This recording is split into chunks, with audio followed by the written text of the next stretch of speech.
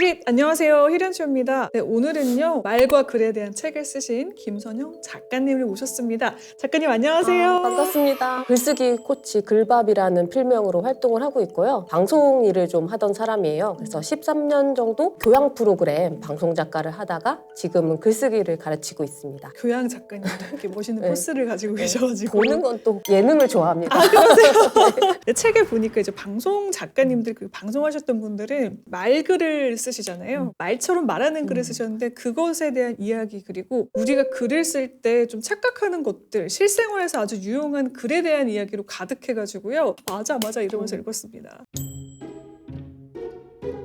이것만 안 해도 중간 이상 간다. 흔한 메일 실수들이 있습니다. 저 역시 누가 좀 이런 거 가르쳐줬으면 참 좋았겠다는 아쉬움이 있었거든요. 사소해 보이지만 결코 사소하지 않은 메일 작성 시 흔하게 생기는 실수 탑5 소개 부탁드리겠습니다. 네, 찔리는 게 저도 해본 실수들이 있어서 네네. 네. 일단 첫 번째는요, 첨부 파일. 사회 초년생이라면 좀 한 번쯤은 다 해보셨을 것 같아요. 네. 이걸 실수를 안 하려면 첨부 파일부터 링크를 해놓고 그러고서 메일을 쓰면 괜찮거든요. 그런 사소한 실수를 방지하는 법은 첨부 파일부터 첨부하라. 맞습니다. 이게 첨부 파일 안 보내고 다시 메일 보낼 때 스스로 그렇게 자괴감이 그죠, 들잖아요. 민망하고. 죄송합니다. 이거 쓰는 것도 민망해요. 두 번째는요, 굳이 내 이름을 안 밝히고 저는 뭐 기획팀입니다. 언제든지 연락 주세요. 이렇게 해놓고서 연락처를 안 밝히고 이런 것들도 이제 우리가 맞아요. 너무 내용에만 집중하다 보면 빠뜨릴 수 있는 실수거든요. 보내는 사람은 뭐 팀이랑 자기 이름도 밝혀주고 개인 연락처를 반드시 첨부하는 게 좋을 것 같습니다. 아, 좋습니다. 그리고 또 뭐가 있을까요? 메일을 보낼 때 이런 내용으로 기획을 했으니 함께 해보시죠. 제안을 보낼 때가 있잖아요. 기획 의도와 이런 것들만 쓰고 구체적으로 뭘 하겠다는지 그 메시지가 빠져있는 경우가 많아요. 인터뷰를 하면 어떤 인터뷰 내용을 하고 싶은지 그것에 대한 이야기, 메시지가 꼭 들어가야 합니다. 받았을 때 의아한 게 가장 이 포인트였던 것 같습니다. 우선으로 설명해 드리겠습니다 하는 포인트까지는 괜찮은데 그냥 이게 설명이 빠진 듯한 메일들이 있거든요. 맞아요. 수많은 메일을 받는 입장에서는 중요도와 우선순위가 떨어질 수도 있겠다라는 생각을 해본 적이 있습니다. 긍정적인 회신이 왔을 때 그때 가서 얘기를 해야지 생각을 하시는 경우도 있는데 사실 이 내용이 뭔지 모르면 긍정적으로 반응을 하기가 힘들잖아요. 맞아요. 구체적으로 일단 메시지를 언급해야 한다. 사소한 맞춤법도 당연히 체크해야 되고요. 맞춤법을 체크하면서 문장 중에 혹시 뭐 조사나 틀린 부분이 없는지 마지막으로 확인을 한 다음에 메일을 보내시면 좋을 것 같아요. 기한 같은 경우에도 뭐 언제까지 드리겠습니다. 차라리 날짜를 딱 정해서 말씀드리면 좋은데 해당 주 주말까지 에이. 드리겠습니다. 이런 포인트들이 사실 촬영에 해당되는 주인지 아니면 이번 주까지인지 약간 헷갈릴 수도 있잖아요. 그러니까 그런 포인트들 여러분들 작성하실 때 염두에 두시고 쓰시면 훨씬 더 일 잘한다는 소리 들으실 수 있을 듯 합니다. 마지막으로 저는 개인적으로 이름에 오타 내시는 거 진짜 주의하셔야 된다고 생각합니다. 서로 조심하면 참 좋겠죠. 이름들이 비슷한 이름이 워낙 많으니까요. 제가 한 번 사회초년생 때 실수를 한 적이 있습니다. 급하게 말씀을 드린다는 게 틀리게 말씀을 드린 거여서 바로 정정하게 했는데 그렇게 죄송하더라고요. 배우잖아요. 거기서 맞습니다. 안 해야겠다 이런 생각들을 하기 맞습니다. 때문에 예. 그리고 지금까지 나온 실수 다 제가 한 거를 지금 다시 밝힙니다. 실수를 한다고 자괴감 들고 나 왜 이럴까 하기보다는 히르님처럼 발전으로 이용하시면 되게 좋을 것 같아요. 아, 네. 예, 부끄러운 만큼 오래 기억하고 절대 안 틀리려고 네. 하더라고요. 네, 맞아요. 작가님 말씀처럼 우리 너무 이제 자책하는 대신 발전해보자고요. 이 제목 하나만 봐도 일을 잘한다 못한다 느껴지기도 하죠. 일을 잘하는 사람들의 메일 제목 작성법 소개 부탁드리겠습니다. 작가님. 받는 사람 입장에서 가장 고마운 거는 이 메일이 무슨 내용을 담았겠구나 예측할 수 있는 제목? 그게 좋다고 생각을 해요. 그런데 흔히 많이 하는 실수는 이거예요. 안녕하세요, 김선영입니다. 안녕하세요, 히렌체님. 이게 메일 제목이에요.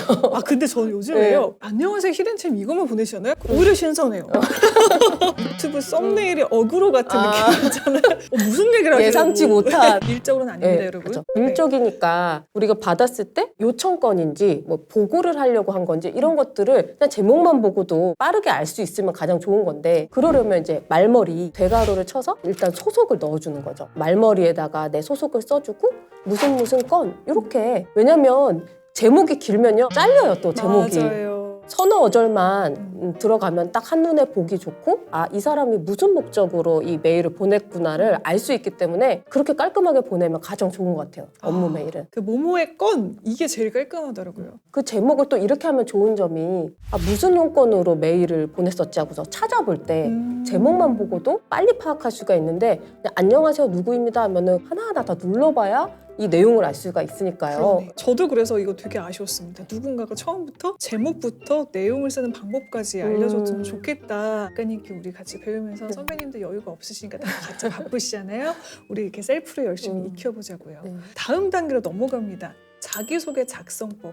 이것도 메일 많이 써보지 않은 분들 참 고민이 되실 것 같아요. 그거는 그냥 짧게 안녕하세요 피렌체님 어디 소속의 김선영입니다. 이렇게 두 줄로 해주시고요. 처음 인사를 한다거나 좀 오랜만에 인사를 하는 메일이라면 뭐 안부 정도는 물을 수 있겠죠. 한 줄 정도면 충분하고 길게 적을 필요는 없을 것 같아요. 업무상으로 빠르게 내용을 알아야 하니까요. 그 정도로 한두 줄 안에 인사와 자기소개를 끝내고 본론으로 들어가면 됩니다. 사실 이 인사말 한두 줄 별거 아닌 것 같은데 이게 또 있느냐 없느냐에 따라서 그 온도가 다르게 느껴지기도 하더라고요. 다짜고짜 본론부터 들어가는 것보다 더 뭔가 사람 냄새가 맞아요. 나더라고요. 결국에는 이 이메일도 업무긴 하지만 소통이잖아요. 얼굴을 보고 이렇게 웃으면서 얘기할 수 있지만 메일에는 그 표정이 드러나지 않기 때문에 맞습니다. 그렇게 한 줄 뭐 문장 적는 거 어려운 일 아니니까. 제목도 뭐 자기소개까지 잘했지만 사실 가장 중요한 거는 이번 파트죠. 일을 잘하는 사람과 일을 못하는 사람의 메일 작성법에 차이점이 있다면 대표적으로 뭐가 있을까요, 작가님? 두루뭉술한 언어가 있고 구체적인 언어가 있는 것 같아요. 두루뭉술하다는 거는 수정 작업을 뭐 요청을 해야 될 때 조금 더 깔끔하게 부탁드립니다. 이렇게 하면 이게 깔끔하다는 게 어떤 의미인지 맞아요. 예를 들어 색깔을 5가지를 썼는데 2가지만 써달라거나 이런 식으로 구체적인 언어를 사용하면 듣는 사람 입장에서는 바로 알아들을 수가 있죠. 대표적인 게 마감 얘기할 때도 최대한 빠른 시일 내 이렇게 얘기하면 나는 최대한 빠른 시일 내가 내일 혹은 모레까지인데 이제 상대방은 이번 주 안에 다음 주 초반까지만 보내면 되겠다 할 수 있잖아요. 그래서 그런 게 오해가 없으려면 날짜를 확실하게 적고 저는 요일도 꼭 적어줬으면 좋겠어요. 보통 날짜를 생각할 때요. 몇 월 며칠까지 마감이야 이렇게 생각하기보다는 다음 주 수요일까지 이 일을 해야 돼 이렇게 요일로 기억하는 경우가 많거든요. 시간까지 뭐 오전인지 오후인지를 밝혀줘야 그 사람이 그 시간 안에 내가 해야 된다는 그런 책임감이 생기거든요. 전달하고자 하는 내용이 많을 경우에는 이렇게 번호를 붙여서요. 번호를 붙이면 누락되는 일이 없고요. 상대편도 확인해야 될 게 몇 개인지 챙길 수가 있어요. 맞습니다. 그러니까 번호 붙이는 게 보기에도 깔끔하잖아요. 그렇죠. 눈에 확 들어오니까 훨씬 더 보는 사람 입장에서도 깔끔하다는 거 우리 같이 기억해보자고요. 특히 이제 서열 문화가 강한 조직일수록 연차나 나이에 따라서 또 공손해져야 되거나 공손함을 강요받는 경우가 있죠. 이런 분위기에서 메일 하나 말투 하나가 신경 쓰일 때가 많은데요. 책에 표현해주신 의뢰 메시지 전달법이 인상적이었습니다. 낮은 연차분들이 메시지를 쓸 때요. 좀 지나치게 의를 자처하면 이것도 좀 아닌 것 같고 어떤 말투를 써야 되는지 제안을 해주신다면요. 제가 아는 분 중에는 네. 이런 경험을 가진 분이 계세요. 나이가 지긋하신 교수님께 김선영 올림을 안 하고 드림을 했다는 이유로 혼이 난 거예요. 저 그 책에서 보고서 너무 당황스러웠어요.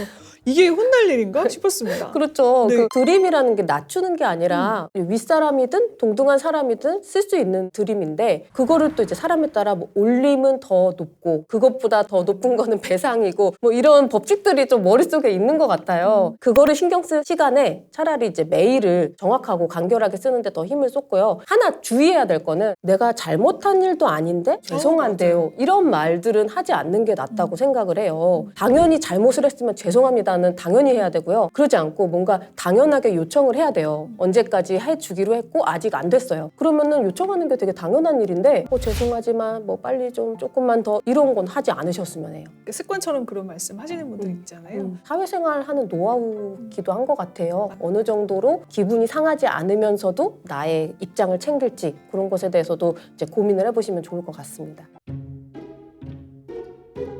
센스 있다 소리 듣는 단체 카톡법. 아무리 물어보세요. 아무도 대답 안 해요. 그렇죠. 첫인상을 결정하는 게 이 문장의 내용이거든요. 카톡이니까 웃는 건 안 보이는데요. 그 문장이 웃는 것처럼 보여요.